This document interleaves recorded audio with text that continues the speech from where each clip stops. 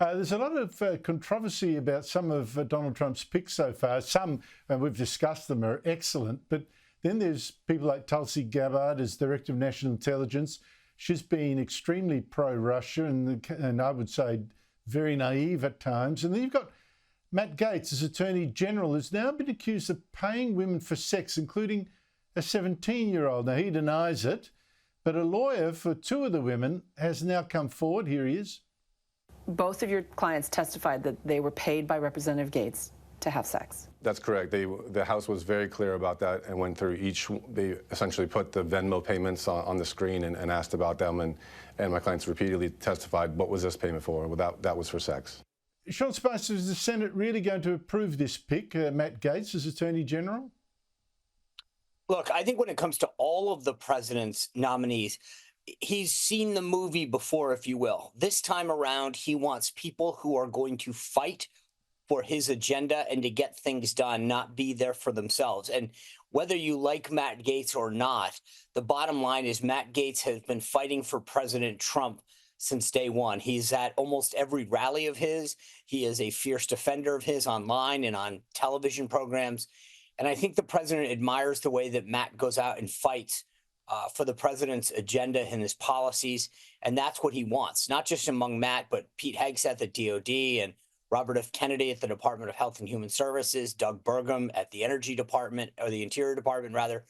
So you're going to continue to see people who have demonstrated to President Trump that they understand why they're getting nominated, not to suit their own interests, but to advance the America First policy interests. Sean, we're hearing all sorts of stories what it's like down at Mar-a-Lago, where Donald Trump's Florida home. Half of America that wants a job seems to be flying down there to say, President, give me this, give me that. You've got Elon Musk, the world's richest man, head of Tesla, head of X or ex-Twitter, down there almost daily, it seems. And he seems to be, well, reports say, having outstayed his welcome with a few key Trump advisors. He seems to be wanting to be everywhere. What do you know of that? You've been down there. What's the atmosphere down there? And is Elon Musk unwelcome now? I was down there Thursday. He seemed very much welcome. The president actually commented on how much he's enjoying Elon's presence. I think there are going to be some people who want to assert their authority and their prowess, and so they're going to get tired of Elon. But at the end of the day, all that matters is Donald Trump, and he seems to be enjoying Elon's counsel and friendship. So until that happens, it doesn't matter what a bunch of the aides think. It all comes down to what President Trump thinks. And frankly, from what I can tell from the photos that get posted on social media, it sounds like the family's enjoying Elon's presence as well. And what's the atmosphere down there like, Sean? You know what, Andrew? It was jubilant. People were giddy, excited.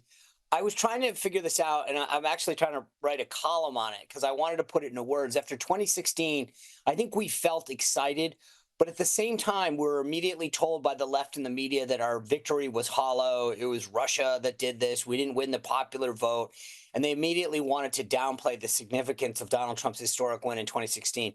This time, when I went down to Mar-a-Lago, and there were just countless of my former colleagues down there and a lot of his big supporters, it really was this sense of we really did it this time. We won the popular vote. We crushed it in the Electoral College vote. We made gains with blacks and Hispanic voters, young people, women. And so this idea that the victory was so undeniably real was on almost everybody's faces. I mean, you just walked through, everybody had a permagrin on their face. They were just so excited, ready to celebrate. I thought 2016 was pretty special. It would always have a special place for me. But I will tell you that I think the extent and the breadth and the depth at which Donald Trump won this election is something that everybody down there is reveling in. Sean Spicer, thank you so much indeed for your time. You bet, Andrew. Good to see you.